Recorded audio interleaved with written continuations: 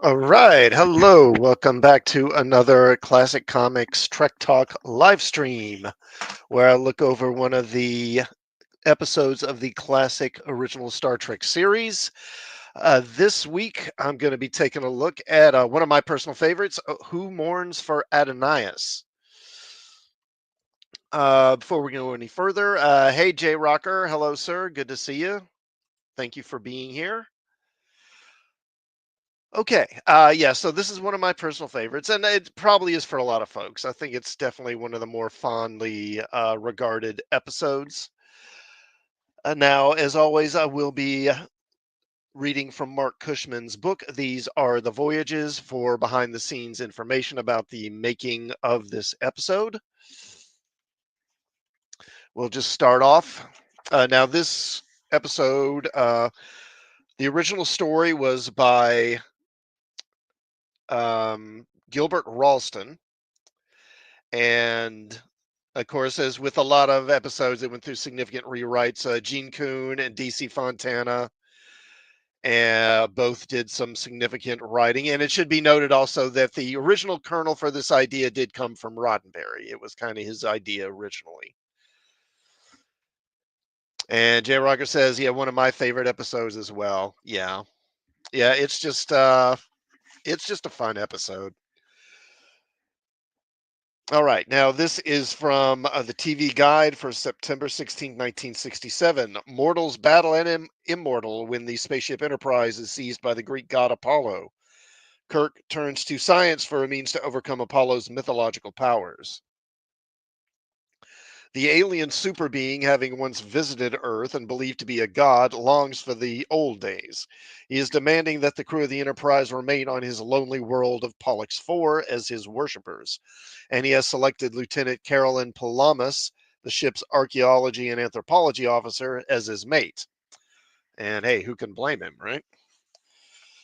The book, the ancient, the hook for this episode is the ancient astronaut theory in Star Trek, as mythology mixes with science fiction. The theme, the sadness of lost celebrity. Apollo tells us, quote, the earth changed, your fathers changed, they turned away, until we were only memories. A god cannot survive as a memory. Who mourns for Adonais, suggesting that the ancient gods of Earth were space travelers, was a daring idea for U.S. television in 1967. Even more risque, the hot topic of an alien god wanting to mate with a human and then ravishing her with a windstorm driven by his fury. But there are problems. Kirk and Spock are separated for most of the story, and this rarely worked for Star Trek. Nearly half of the episode takes place on a single set. At times, the story stagnates, and the small cast is used in a redundant fashion. More than once, we see Scotty recklessly rushing forward, foolishly daring to take on a super being like Apollo, only to be put in his place by lightning bolts. And this brings up another problem. Scotty is largely out of character here. Yes, he's infatuated by Carolyn Palamas, and that can explain or even excuse some of his act first, think later antics, but nowhere in sight is the calm, seasoned officer whom we have often seen running the bridge during Kirk's absence. Gene Coon, as a writer, had a tendency to overuse exclamation marks in his dialogue, and Mark Daniels, as a director, was inclined to let his cast play their parts big. As a result, James Doohan, for the first time in the series, overacts. And for the second time following Errand of Mercy, Kirk comes off as overly macho and overly anxious to sacrifice himself. This is a caricature of a hero, not a real flesh and blood ship's captain. Regarding the plotting, some of the tricks here have been used before. A female crew member falls in love with a charismatic stranger against Kirk's advice and struggles to decide where her loyalty lies. We saw that before in Space Seed with MacGyver's and Khan. A powerful alien detains Kirk and company who becomes vulnerable when they discover that he is channeling his energy through a device that they can attack, similar to Squire of Gothos. And Kirk plays out a dangerous theory that his adversary is overtaxing himself and might be defeated by mass rebellion, a tactic he also used in Charlie X.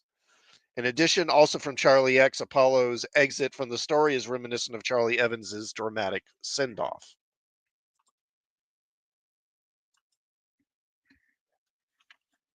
And yet, Who Mourns for Adonais is a popular episode, one which many fans name as among their favorites.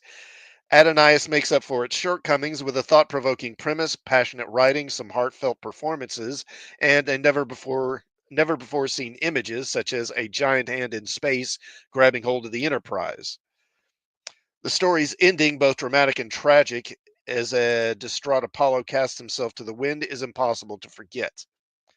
Michael Forrest's stirring performance, aided by Fred Steiner's poignant score, serves as a fitting setup to Kirk's final commentary. Quote, would it have hurt us, I wonder, just to have gathered a few laurel leaves?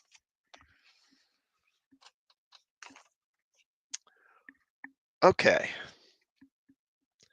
So this episode kicks off with the Enterprise in orbit over Pollux 4. Kirk receives a report from Lieutenant Carolyn Palamas about Pollux 5, basically saying that the planet's very ordinary and there's really nothing of interest there. But then, as they're discussing these matters, they discover a giant hand rising up from the planet to grasp at the Enterprise. They're under attack by Green Lantern, it seems. And this giant hand, they try to move away, but then the hand moves anyway and intercepts them and winds up grabbing hold of the ship and holding it fast in place. And they try to break free, but they can't. And again, this is written by Gilbert Ralston originally. And this image right here, of this hand holding the Enterprise, it's really an iconic image. It's just one of those. I mean, at least as a kid watching it, it was one of those images that really kind of stuck with you. Kind of like there's this image, there's the Doomsday Machine, there's that giant amoeba, in the Immunity Syndrome. These images that just really kind of stick in your mind about the series. Oh, and yes, and directed by Mark Daniels. I forgot to mention that. So they're discussing what to do. Spock reports that despite appearances, the hand is not alive or actually organic. It's actually an energy field of some kind. Again, it's Green Lantern. It's a Green Lantern construct, clearly. Then they're contacted by this being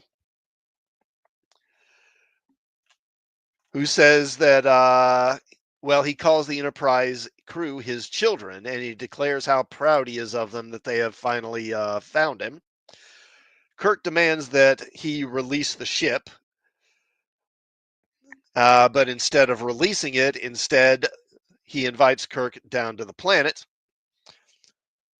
He does say that Spock is not welcome, though, saying that Spock reminds him of Pan, who he did not like. He found Pan tiresome.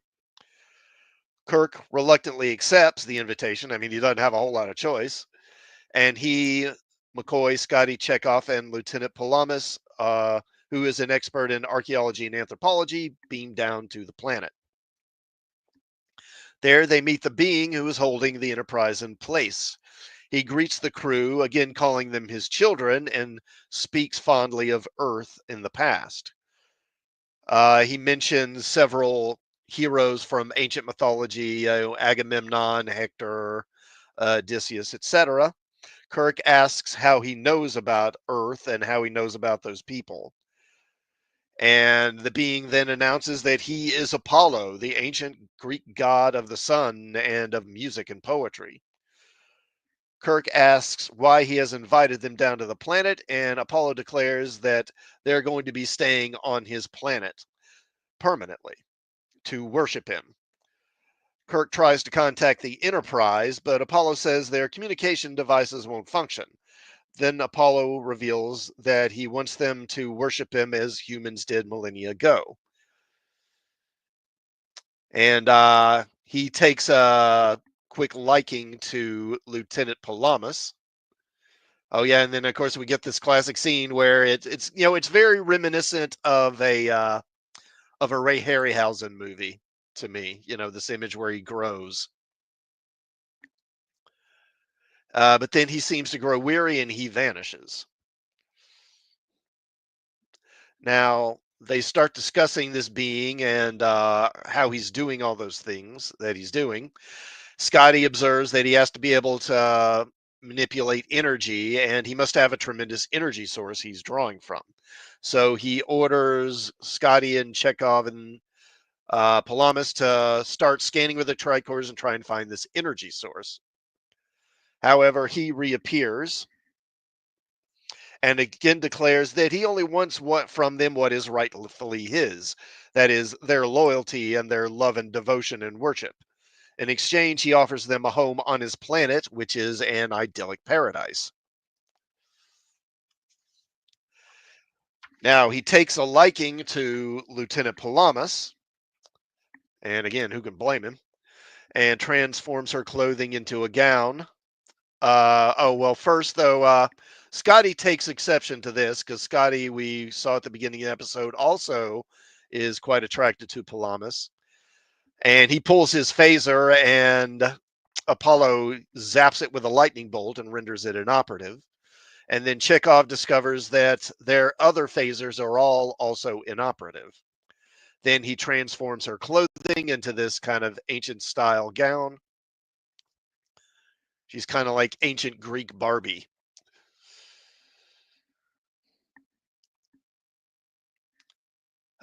He decides that he and Palamas are going to take a walk together and talk, if you know what I mean. And again, Scotty takes exception and tries to stop them, and Apollo swats him away easily. And then they vanish. Now, Kirk scolds Scotty for trying to attack Apollo and orders him to continue looking for the power source. Then he and McCoy discuss Apollo, and Kirk speculates that Apollo and the other Greek gods were in fact highly advanced aliens who arrived on Earth millennia ago and were taken as gods by the people of Earth at the time, which really, when you think about it, they couldn't really be taken as anything else, meaning that this being they're interacting with is indeed the Apollo of ancient Greek myth. Now, on the Enterprise, the crew again tries to break free of the hand, but again, their attempts fail. Sulu detects an energy source that is coming from the planet, but he can't get an exact location on it yet. Now, as they talk, Palamas asks Apollo what happened to the other Olympians, and Apollo tells her that the others returned to the cosmos, as he puts it, that they faded into the wind. She asks if they died, and he tells her that gods are immortal and they don't die in the same sense that mortals do. He says they require love, adoration, and worship to survive. So when humans stopped worshiping them, they left Earth and returned to their home. Eventually, the other gods just grew very weak and they just all faded away one by one, leaving only Apollo. Then he makes it clear he wants her to stay as his consort, noting that the ancient gods often mated with mortal women. And hey, I mean, it's been a few thousand years.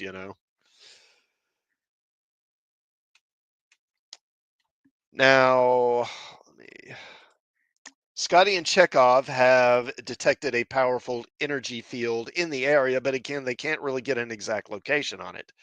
Chekhov speculates that Apollo is able to tap into energy and channel it to accomplish various feats. He likens it to the idea of an electric eel, for example. Now, McCoy tells Kirk that Apollo reads as being more or less human on a tricorder, but he notes that Apollo has an unusual organ in his chest that that McCoy can't account for, and he can't determine its purpose. Now, Apollo reappears again, and Kirk asks where Lieutenant Palomas is. Apollo says that's really no concern of yours anymore. And again, Scotty tries to attack Apollo and gets zapped again, getting struck by lightning. Uh, and then Kirk confronts Apollo, and Apollo says, I find your lack of faith disturbing, and gives Kirk the old force choke.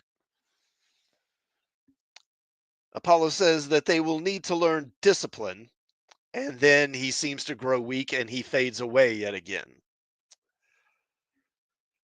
Now, after this, they speculate that with the demands of holding the Enterprise in place up in space, Apollo is taxing his energy reserves and he needs to replenish his power periodically. Kirk suggests that if they confront him and force him to expend his energies, they may exhaust him long enough for them to overpower him and escape. Now, back on the Enterprise, Uhura is working on a way to establish communications with the landing party.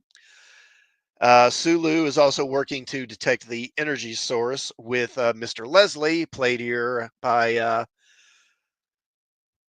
oh good lord, I'm blanking on his name now, but the guy he's Kirk's stand-in. And Spock tells Mr. Kyle, who is now on the bridge instead of a transportation tech, transporter tech, to take some equations down to engineering as he has a plan to try and break through the force field. Eddie Paskey. Eddie Paskey. That's the guy's name. Now, down on the planet, Apollo reappears and he demands that the crew make sacrifices and offerings to him, as the ancient Greeks did. Kirk refuses, telling Apollo that humans no longer have a need to worship gods. Then they begin mocking Apollo and laughing at him, hoping to goad him into displays of power that will drain him. He's about to strike Kirk down, but Palamas interferes and calms him down, which is exactly what Kirk didn't want to happen. Then Apollo tells Kirk to, yeah, and Apollo is like, man, you're lucky my chick's here, or I'd mess you up. Then Apollo tells Kirk to send down the rest of his crew, and that once the ship is empty, he will destroy it. After vanishing again, he talks to Palomas and complains that humans are rejecting the paradise he offers them, and tells Palomas that she will be immortal as long as she stays, and together they'll birth a race of gods, a race of new gods, you might say, that will guide humanity into the future. Now, Palomas returns to Kirk and the others and encourages them to accept Apollo's offer because, she's totally into it at this point. And, I think it is notable that, we keep having these scenes, because Scotty obviously likes Palamas a lot. And, he repeatedly tries to quote unquote protect her from Apollo, despite the fact that, there's never really any evidence that she really particularly wants protection. I mean, it's not like she ever seems to be unwilling or seems to be like, ooh, get away from me or something like that. She's clearly enthralled by the guy from the beginning. And, despite this, Scotty repeatedly tries to quote unquote save her, despite the fact that she doesn't really ever seem to really want or need saving. And, it really kind of comes across when you stop and think about it as Scotty really just kind of trying to lay claim to her and being like, this is my woman, even though it's pretty obvious that she is not his woman. Okay, now, where was I? Yeah, so Kirk urges her to reject Apollo because her adoration of him is feeding him and making him more powerful. But she says that she won't do that because she loves him. Now, Kirk tells her they must focus on their duty and try to escape. And reluctantly, she agrees before returning to Apollo. Then the Enterprise is able to reestablish contact with the landing party. And Spock informs them that they have located the energy source. They say that it is somewhere in their vicinity and asks Kirk if there's any sort of structure near them, as that is most likely where the energy source is. And it's obviously this kind of, it's not a temple. The structure where Apollo's throne is. Now, I did some reading because I was kind of wondering, what would you call this structure? It's not a dais. I mean, there's a dais there, but it's got the columns and the roof on it. So it's kind of like the facade of a temple, but it's not an actual temple. And I did a little like Googling of this, and there is a structure, an ancient Greek structure called a bema or bema. It's Bema, and it's a raised platform with columns on it. And that seems like the closest description to what this structure is. Um, where's a better look at it? There it is. And so I guess you would call this a bema or a bema. I don't know. I'll call it a bema because I don't know what else to say. So that's your word for the day, a bema. if it ever if it ever comes up in say some random trivia or something. Okay, so uh, and again, now they realize that the bema is where probably the energy source. So Spock tells them they've been able to create an opening in the energy field holding them, and they can fire the phasers if needed. So Kirk tells Spock to target the structure and to fire on Kirk's order. Then Kirk asks McCoy if that strange organ in his chest is what makes Apollo capable of manipulating energy. And McCoy says he's not really sure, but it could be because he doesn't know what else it could be for. Now, Palomas begins to reject Apollo. She begins mocking him, telling him that she really only sees him as a subject of study and that she's simply been pretending to be attracted to him. Apollo is angered by her rejection and he summons a storm. Kirk tells Spock to attack the structure, and the Enterprise fires its phasers on the Bema. This brings Apollo, who then attacks the Enterprise with lightning bolts. The Enterprise's shields hold, and they continue firing until the structure is reduced to rubble. Apollo weeps and says that he only wanted to love them and care for them as a father would his children. But Kirk says that humanity has outgrown him, and what he wants from mankind they can no longer give. Apollo then calls out to the other gods to accept him. He becomes a giant again, and he fades away. A really sad ending, really. In the aftermath, Kirk and McCoy lament that they had to destroy him, noting that the ancient Greeks that Apollo and the other gods inspired contributed so much to human civilization. And the episode ends there. So definitely an A for me on this one. I would be tempted to give it an A plus, but I do think that the conflict between them is a little forced, and I don't think this is a so much a problem with the writing. It's just part of the format of an hour-long episode, because it seems like they could have worked out something with Apollo and be like, "We'll stay here for a while," or it just seems like there's no real attempt to try and work things out with Apollo. It's just, no, we're not doing this. We're going to fight you, period. And if it weren't for that kind of contrivance in the plot, I would give it an A plus.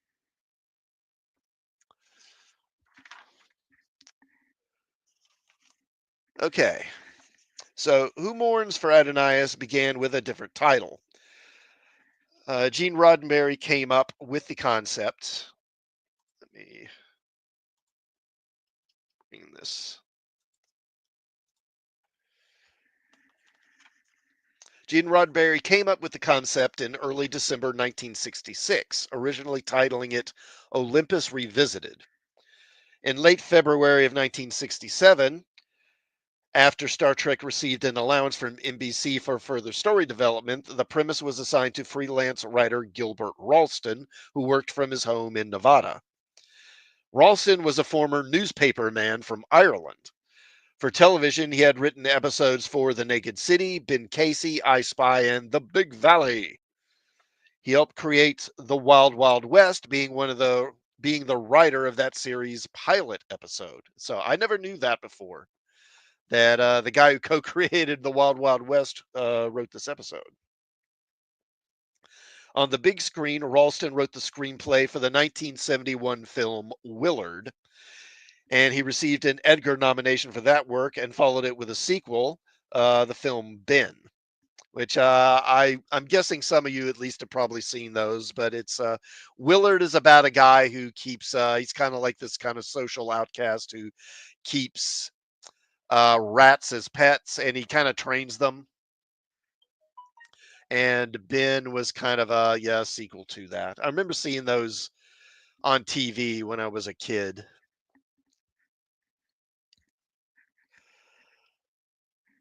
Okay. Who Mourns for Adonais was Ralston's only script for Star Trek. Ralston seemed a good choice to further develop Olympus Revisited. He said, quote, immodestly, I'm an expert in Grecian history, and I got interested in some of the characters tucked away in my various textbooks.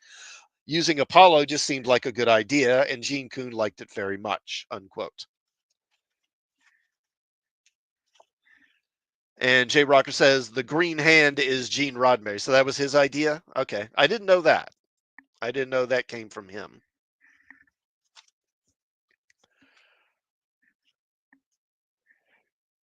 Ralston turned in his story outline titled Last of the Gods on March 8th.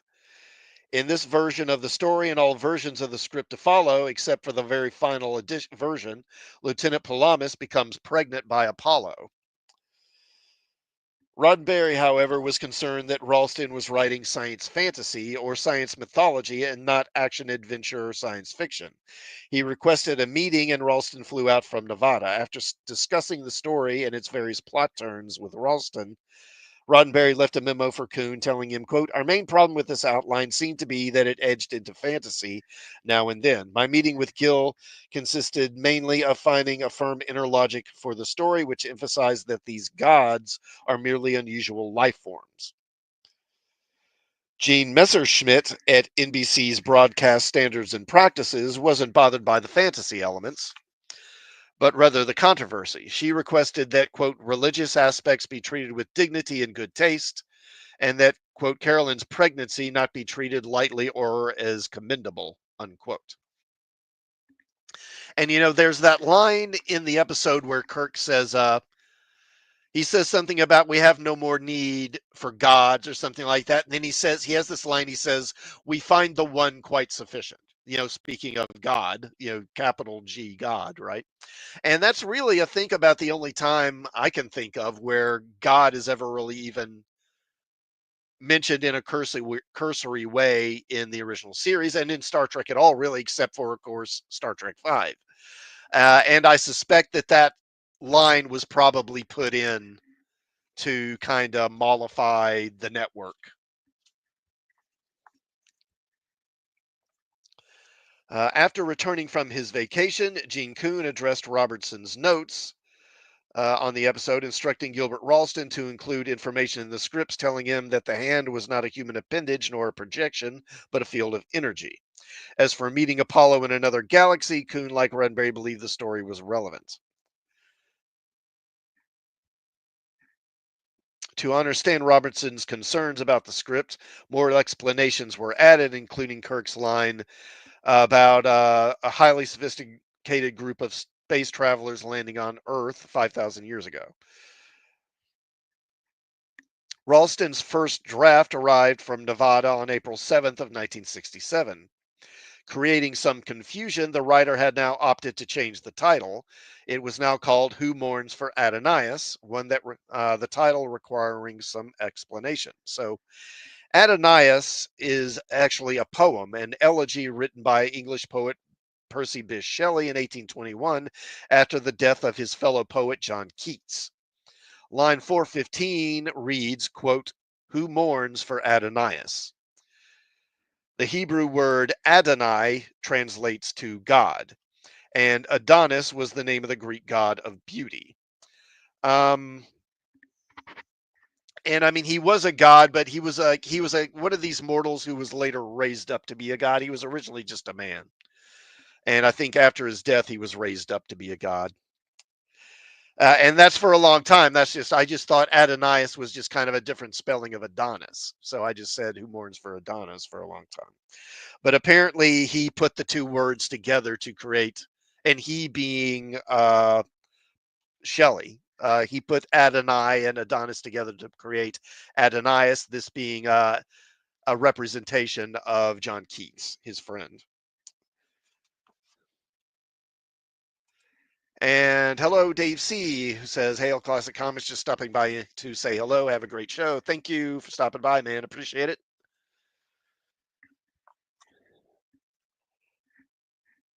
Okay. Now, there was a lot of rewrites and everything. I'm not going to go through all of it. So I'm going to skip ahead a little bit here. Okay, so now in the early versions of the script, the episode actually begins with a funeral. There's a funeral for a guy named Holloway, a crewman.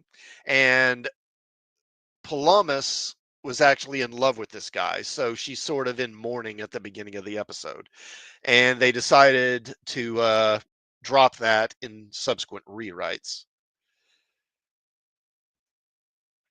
And Jay Rocker says, sorry, I worded it incorrectly. The actual hand used was Gene Roddenberry's hand. Oh, so you mean it was like his hand was the hand they used for the effect? Oh, okay. I didn't realize that. Okay. Interesting.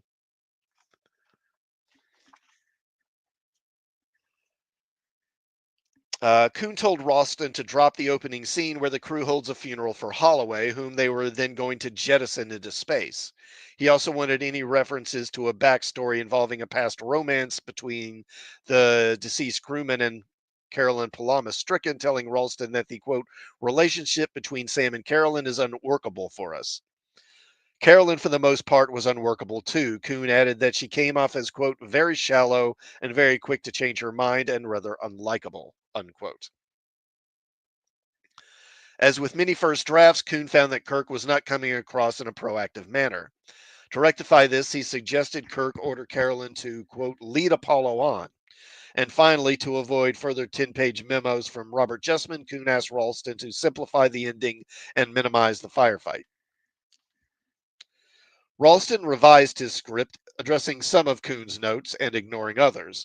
He trimmed expenses from the climactic optical driven fight between Apollo and Kirk and the Enterprise somewhat. He made Kirk more proactive somewhat. He made Apollo more godlike somewhat. And he did not get rid of the barrel in space of Sam Holloway, but in an act of defiance, merely changed the name of the crew member from Holloway to a different person. And he did not remove references to a past relationship between Sam and Holloway and Carolyn. Kuhn then rolled up his sleeves and did a rewrite of his own. Curiously, after asking for the removal of the funeral and the plot contrivances that came with it, Kuhn left the burial scene in and the past romance in his own rewrite from May 8th. The reason for this was the very nature of a the reason for this was to retain as much of the work from the original writer as possible before sending it to the network for approval or the spending of more money on further rewrites. Much of the awkward dialogue from Ralston's two drafts remained. In the teaser, when Kirk, Spock, and McCoy notice Scott's infatuation with Carolyn, Kirk remarks, would you believe this thistle-hearted Hibernian is showing signs of the grand passion? McCoy then, speaking the one line that still made it into the actual shooting script, says, quote, even from here I can tell his pulse rate is up. In a line that would be deleted in further rewrites, Spock adds, quote, I find it rather disappointing. I would expect Mr. Scott, excuse me, to share his meals with a reactor or a generator and not a woman.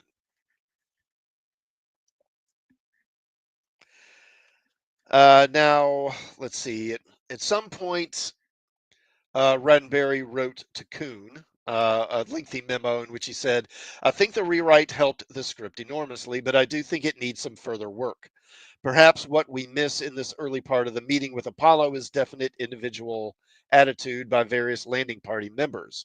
Let's have one say, Chekhov, for example, totally unable to accept any possibility there is such a thing as a god.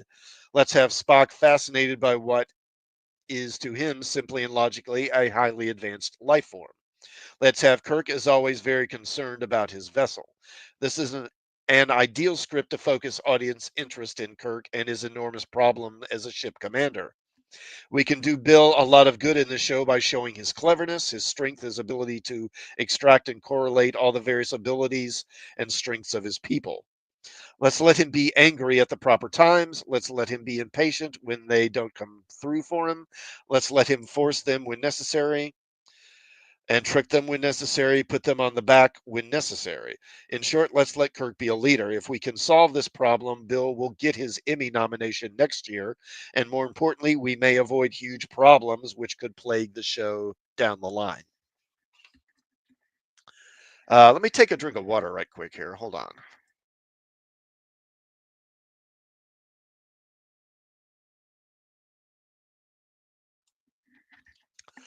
Okay. The huge problems, of course, had to do with Leonard Nimoy just receiving an Emmy nomination and Shatner being passed over. Shatner's approach to playing Kirk in the first season was, for the most part, restrained. Now, with the changes about to be made to the script in which Kirk is determined to take a lightning bolt in the chest so that the others can have a chance to jump Apollo, plus Shatner's decision to play it big, there would be no talk of an Emmy from this point on. And if imitation is indeed the sincerest form of flattery, William Shatner would be very flattered over the years to come. So what the writers seem to be saying is that it's really this is where the Kirk we tend to think of, Shatner kind of overplaying it and being really broad and over the top is that's kind of where this began. And it was kind of as a reaction to him not getting an Emmy nomination when Nimoy did. Kuhn made these changes with his May 15th rewrite, which was the final draft script. Kirk was not only written to be more proactive, but Spock was left behind to command the Enterprise. In previous drafts, Sulu had been left in command. Now Sulu's lines were reassigned to Spock, and on the planet, many of Spock's lines were given to Chekhov. For one scene in the previous draft, when Kirk decides it's time to have a talk with Carolyn about her feelings toward Apollo, Spock had offered to assist. It was a good setup that fell flat when Kirk says, Mr. Spock, you are a man of many talents and skills, but what you know about love I could put under the eyelid of a gnat and not make it blink. The rewrite brought about an improvement. For the new draft, Chekhov says, perhaps if I assisted, Kirk gives him a look and asks, how old are you? Chekhov answers, "Why, 22, sir." And Kirk considers this for a second before saying, I'd better handle it. More lines reassigned to Chekhov, which were originally intended for Spock, involve the mystery of Apollo's energy source and how he channels it through his body. Yeah, that does seem like something that Spock would have said. Chekhov says what Spock had to say in the previous draft that some creatures can generate and control energy with no harm to themselves. The electric eel on Earth, the giant driver, Maventos 4, the fluffy. McCoy interrupts, saying, not the whole encyclopedia, Chekhov.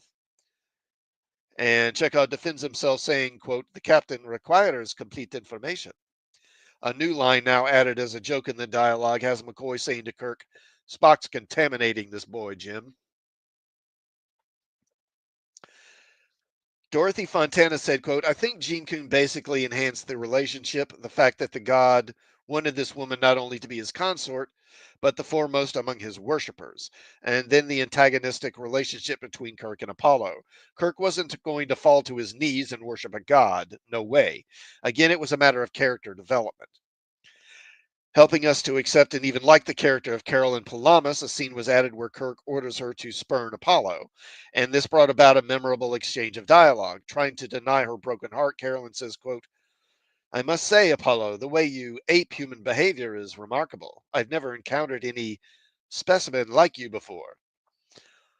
Apollo is stunned. His Chad powers have always worked on women before, after all. And he tells her that he believes she loves him. She hurts him further, saying, be logical. I'm a scientist. I'm not some simple shepherdess you can awe. I could no more love you than I could love a new species of bacteria. Fontana, regarding her turn at rewriting the script, the revised final draft, dated May 26th, later said, quote, sometimes it wasn't so much a problem of making it work, but making it work in terms of the production. I remember lots of cutting and pasting and moving stuff around on pages and cleaning up the dialogue. Mark Daniels was the director, and Mark wanted things changed in terms of the scene order. And Gene Kuhn was already working on another script, and he said, "You do it." He was a very generous man in that way. He'd say, "I wrote that, but I have another one to work on, so you do it. It's okay." Much of Fontana's work was to keep the episode from becoming visually stagnant, she explained. Quote, "We were working on a very tight set. It was a big, brilliant set. It was beautiful, but we had to get off that set with the script so that we could show more aspects, move the characters around, get different looks than just that one set." Gene Roddenberry gave the script a quick polish of his own, the second revised final draft from May 29th, and it was here that Kirk became not just antagonistic toward Apollo, but brave to the point of foolhardiness. On May 31st, the morning the cameras were set to roll, Gene Kuhn went through the script and gave what he thought would be a final touch-up. The next day on June 1st, as production entered its second day, Kuhn was called again to do further editing. There was nothing left to add, only something to take away. And this was the point where the tag scene, where it's revealed that Palamas was pregnant by Apollo, got removed. And I do think it's interesting, that she does not appear in the final scene. It's kind of odd that she is such a big part of this episode, and then in that final scene, she's just absent. Even with the cut, everyone involved in the writing process, Ralston, Kuhn, Fontana, Roddenberry, and Justman too believed they had come up with something special. Dorothy Fontana shared the credit for this episode's success with two others, both having joined the project after the writing process had concluded. She said, quote, "That script ultimately worked very well, I think, because of the actor you got and the actress you got, Leslie Parrish and Michael Forrest." Let me take another drink here right quick.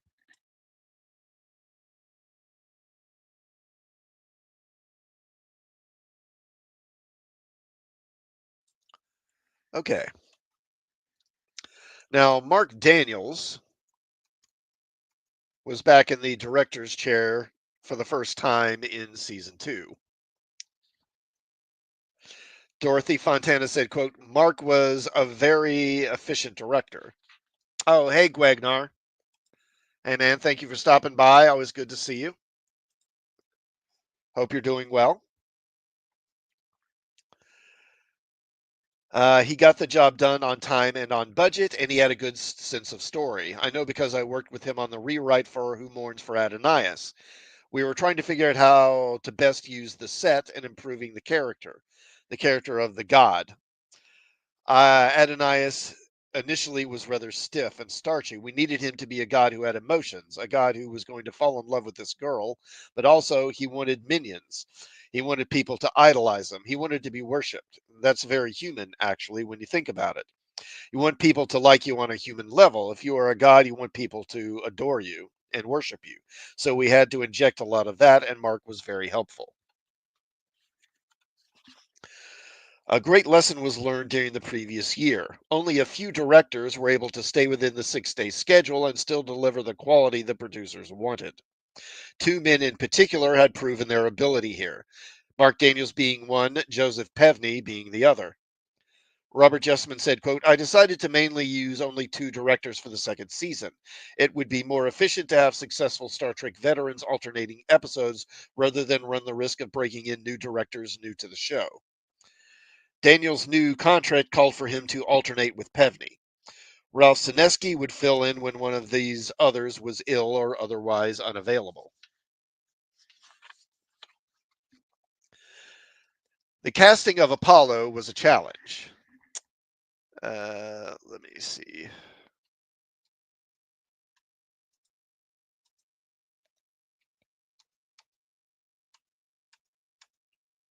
And definitely the performance of Michael Frost in this episode is what makes this episode work. Michael Frost remembered, quote, "Someone at Star Trek called Craig Knoll the head of the old Globe Theater in San Diego and described the character. They wanted to know if there was an actor who could fit the bill. He told them about me, and it was interesting because I went in, I believe, 3 times to interview. They wanted a British actor to begin with, and as a matter of fact, asked me to do it with a British accent. I felt that the British idiom would have been better sounding in terms of language. Or they felt the British idiom would be better sounding in terms of language. And I said, quote, I don't think it would be wise for me to try to do that for this particular role, but I can give you a kind of mid-Atlantic theater speech. They told me to read it again. I did. And then I was asked back to read it that way again for someone else. It seemed to me that they really weren't sure what they wanted, but eventually I was cast. Michael Forrest was 37 and he was a former amateur boxer. He was 6'3" and had been a leading man for director Roger Corman in numerous films, as well as a frequent player on TV. Among his television credits were multiple appearances on westerns such as Cheyenne, Laramie, and Gunsmoke. In the sci fi genre, he had prominent roles on The Outer Limits, The Twilight Zone, and One Step Beyond. Michael Forrest knew Leonard Nimoy as the two had appeared together in the critically acclaimed 1966 film Death Watch. And I guess Nimoy must have done this right before they started doing the series, really. So that must have been one of the last things he had done. Between TV, film, and stage work, Forrest was a busy actor and he wanted the role of Apollo badly enough to endure three separate auditions. He admitted, quote, when I read for it, I thought, this is a pretty good script compared particularly to what I had been doing up to that point in television and in film. I had studied Shakespeare for years, worked at the Shakespeare Festival in San Diego, and done Shakespeare throughout the country. So when I saw this role, I thought, this is the kind of thing that is closest to my heart. I could see the dimensions of this character, a character bigger than life, a major kind of force. And the script had that kind of tragic ending to it that was very Shakespearean. The character had layers, he had dimensions, whereas much of the television at that time was very shallow. And there was very little you could do as an actor. You're doing the best you can, of course, but you're limited by the material, but not with this. Leslie Parrish, a former model. Let me see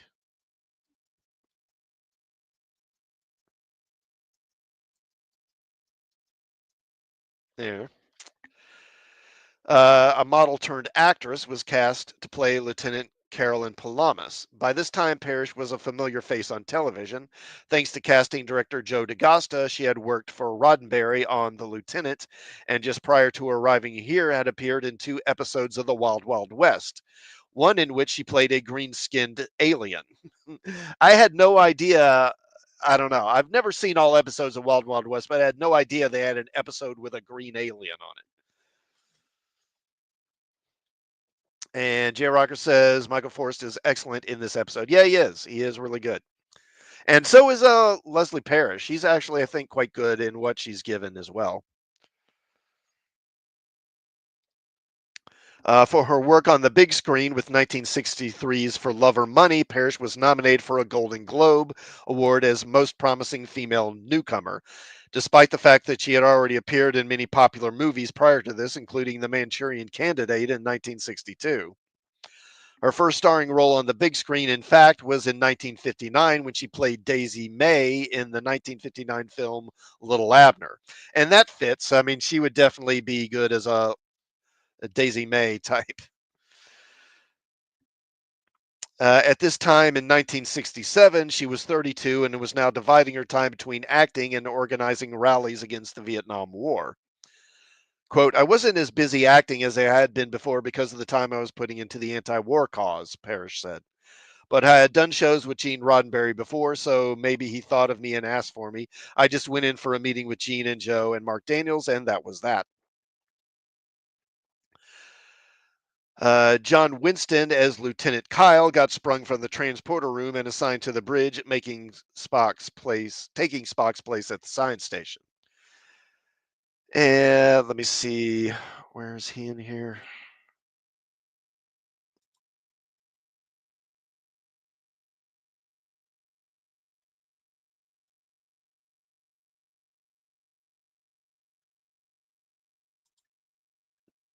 Mm, let's go back.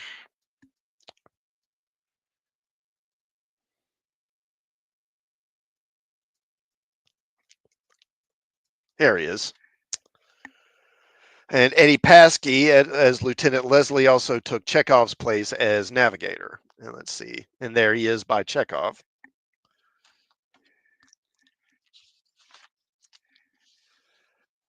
Okay, let's see.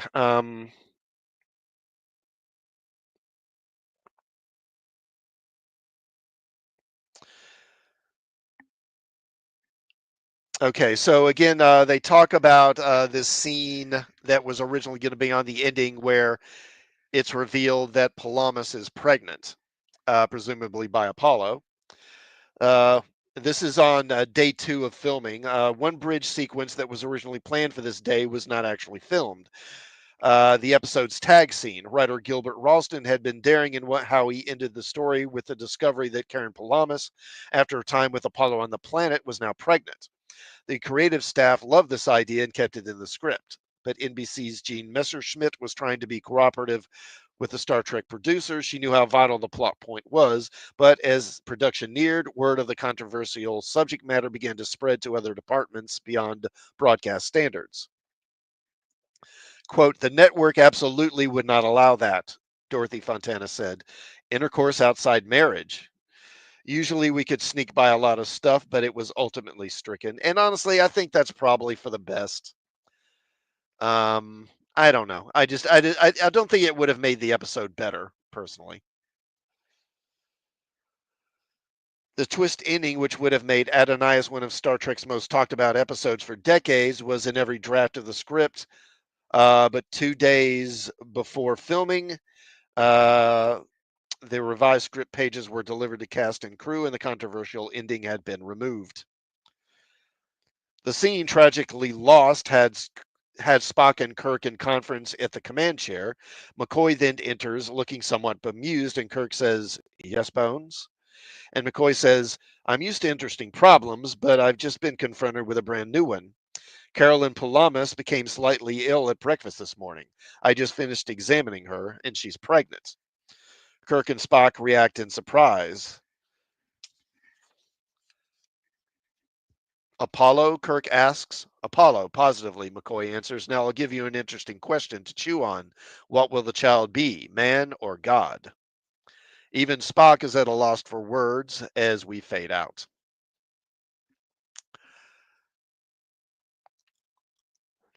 Michael Forrest recalled, "When I saw the temple, I thought, hey, it's pretty impressive. I remember sitting up there on the throne while they were lighting me thinking, well, this is interesting because in terms of the actor approaching a role, you begin to feel like that person you're portraying. You're affected by the physical surroundings. In this case, the throne and the columns, and they really worked well." All right, on the day 4 of filming, which was June 5th, there were some long faces on set that morning. The Emmy Awards had taken place over the weekend, and Star Trek, which had been nominated for more Emmys than any other science fiction series before in the history of television, including Best Drama Series and Best Supporting Actor, came away empty handed. You couldn't sense any disappointment from the cast by watching the scenes shot on the day. When the camera was rolling, the series regulars put aside their disenchantment and rose to the challenge. All right, now Jay Jones, doubling for James Doohan, finally received the slap from Apollo. Jones said, quote, "Apollo backflips me over the table, but I hit the corner. So then they had to chain the table down, and I did it again. But this time I caught the table's edge with my kidneys. By the end of the day, I was pretty sore. Then they wanted me to do the wire gag known as a neck breaker.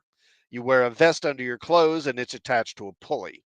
And this was for the scene where Scotty gets zapped, this scene right here, and he goes flying back. Um, Three 200-pound guys holding the other end of a cable jump off of a 6-foot ladder, and it takes up the slack. It jerked me across the stage. We thought it would take me 10 or 12 feet, but instead it took me about 18. I flew right over Shatner's head, and my head snapped against the concrete floor, and I went through the wall, although that was cut. I was left out cold, and they had to rush me to the hospital with a concussion. There was further drama on the set this day, as Michael Forrest recalled, quote, when we were shooting that was the week of the Six-Day War in Israel. Everybody had their little portable radios tucked to their ear listening to what was going on. The whole week we were filming, that war was happening.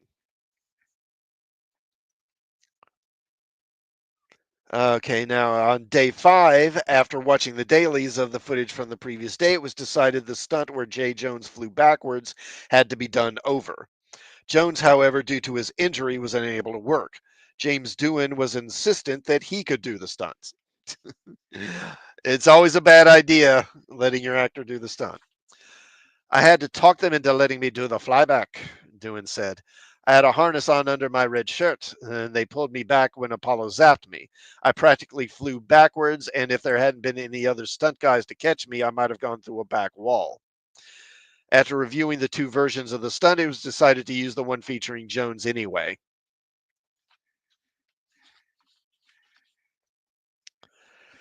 The sadness of these characters, it was vivid, Leslie Paris said. The feelings that we had were so honest and intense. I never considered myself a method actor, but when I got something like this, I just poured my heart into it.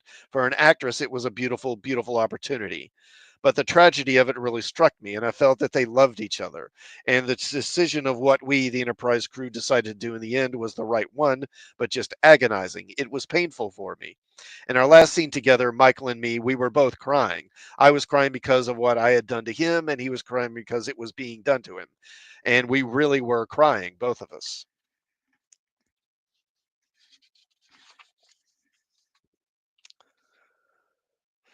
Michael Forrest said, quote, in those days you had to be careful. The censors were very strict. You couldn't do certain things. In fact, you won't believe this, I had to take the hair off my chest because evidently gods do not have hair on their chests. I've never seen a real god, have you? I don't know what they have, but apparently they don't have hair.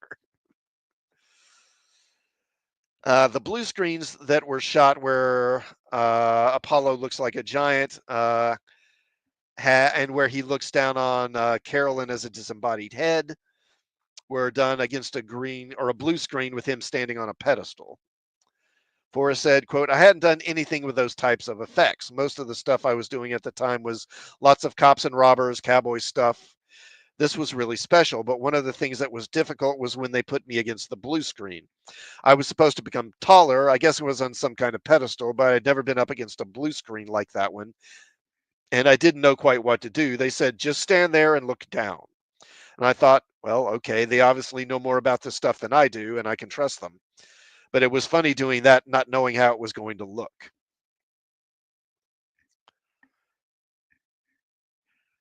Leslie Pear said the 6 day schedules were difficult. We did work late. I remember the last scene we shot was like 10 or 11 at night, but nobody cared. Everybody was so into it. It was joyous doing that. There were some sets on other shows where it was very much work like, but I loved being there. Mark Daniels said, quote, 6 days is not much time to do an hour show. You could barely get it done if everything went right. Well, if one element goes sour, where are you? It's just incredible and impossible, and the miracle is that anything comes out that's worthwhile at all. This episode, however, took 7 days. Forrest, who had worked 6 of those 7 days, recalled Star Trek as being a friendly one, a friendly set. Mark Daniels was likable and professional, as were his fellow actors. Leslie Parrish concurred, saying, quote, Mark Daniels was a gentle director. I think he was a compassionate director. He spoke to you softly. He made his contributions that way. Of Parrish, Michael Forrest said, quote, Leslie was a delightful person to work with. No problems, never any difficulties. We would just discuss what we were going to do and we would do it. She was excellent and very personable. William was a bit of a problem, however, that being William Shatner. You never saw me standing with him. We were always in different shots. We would be talking to one another, but we wouldn't be on camera at the same time. I'm sure that's what he stipulated because I was so much taller than him. And I think the only time they really appear on camera in the same shots, um,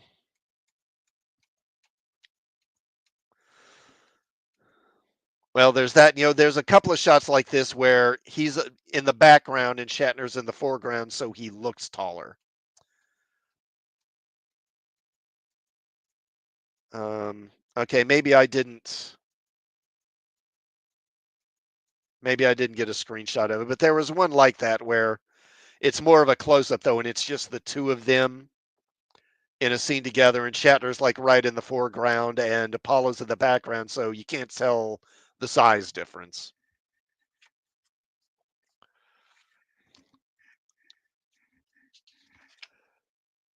The fourth episode of the season was the fourth episode to go over budget. Who Mourns for Adonais came in at $203,623, which equates to more than 1.4 million in 2013 currency. And this went over the mandated Desilu per episode allowance by $23,623. Season two's deficit was now up to $100,211, nearly three-quarters of $1 million in 2013. The red ink was about to turn a brighter red as well with the next episode to film, Amok Time.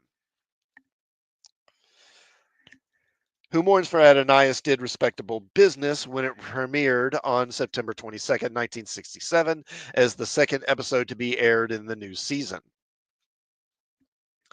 It aired, September 22nd.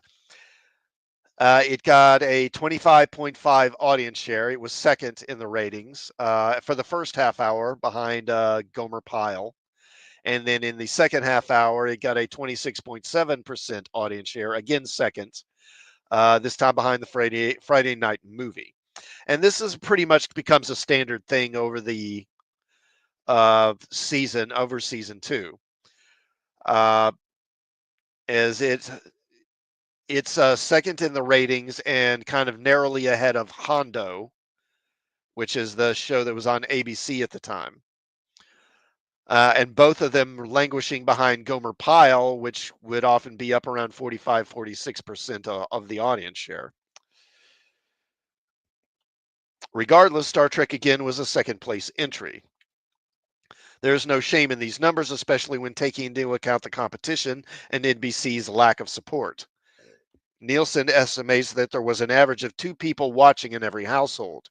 That gave Star Trek an estimated national audience of nearly 22 million people. And Star Trek was still the top rated NBC Friday night show. The network's numbers tumbled when Star Trek left the airwaves and millions of viewers turned away from NBC to avoid the sitcom Accidental Family, down from 10,920,000 households to 7,390,000. And the Bell Telephone Hour, which stars of the theater, opera, ballet, and musical stage in interpretations of the ancient love story of Romeo and Juliet, which lowered the households tuning down to 5,770,000. The other two networks, meanwhile, saw their ratings rise all the way to 11 p.m. Many of those who worked on the series were proud of Who Mourns for Adonais. Director Mark Daniels picked it as his favorite Star Trek because of the subject matter and that it all came together so well. Costumer Bill Tice referred to it as one of his favorite scripts. Composer Fred Steiner said, quote, I think it's one of the best episodes of Star Trek. And the fans liked it too. One fan, actor Jason Alexander, who later played George on Seinfeld, told TV Guide that this was his favorite episode from the original series, calling it, quote, thought-provoking, beautiful, and very sad, unquote. Walter Koenig added, quote, after Harlan Ellison's The City on the Edge of Forever, Who Mourns for Adonais was the second most emotionally evocative show, I believe, that we did on Star Trek, unquote. Vic Mignogna, executive producer and star of Star Trek Continues, was so taken by Who Mourns for Adonais that he made a sequel. Mignogna said, quote, what intrigued me so much about Who Mourns for Adonais was that Apollo just faded away, broken and in despair. Where did he go? We didn't know, presumably to join the other gods. So when my dear friend Barbara Luna, of course, played Marlena in Mirror Mirror, told me that Mike Forrest wanted to do something Trek related, I imagined an Apollo redemption story.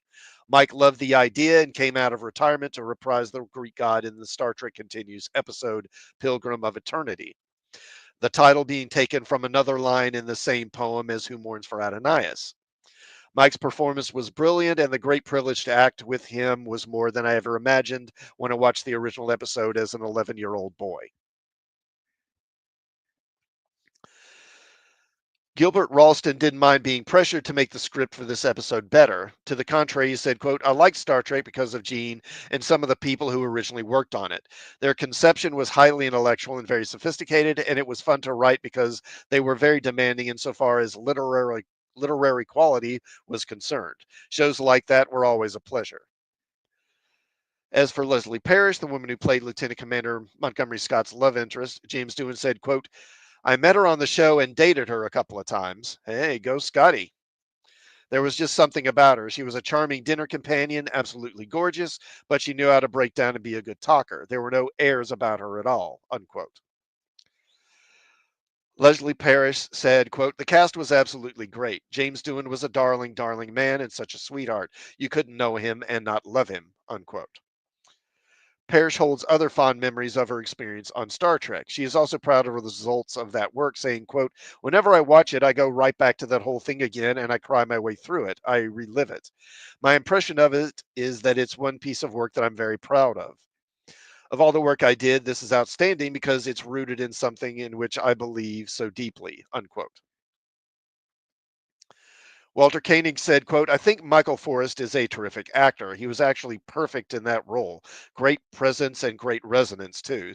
So you believe the godlike figure. But what made it for me was the vulnerability of the character. Even though he's this massive man that is used to giving orders, he is tragically needy, unquote. Michael Forrest told this author in 2011, quote, people will look at me, then look away, then look at me again before coming over and asking, excuse me, did you ever do a Star Trek? And I'll say, well, yes, I did. And one time in Europe, after I said that, this one woman looked so startled and she said, you're Apollo. And I said, yeah, that was the name of the character, so I guess I am. And she looked like she was going to faint. It's amazing the irony of it, but that show has given me more mileage than the other show I ever did. And I did some pretty good films over the years here and in Europe.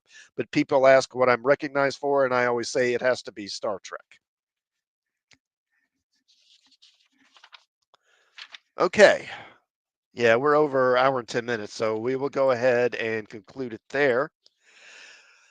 All right, so the next episode I'll be taking a look at is a mock time. Now, I'm going to have my National Guard drill this weekend.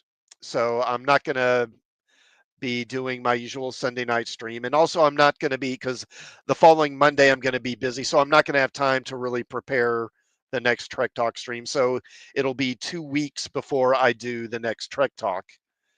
And again, that will be a mock time. Okay, so before I go, please do, if you haven't, please do like the stream before you go and sub to the channel and maybe check out some of my other videos before you go.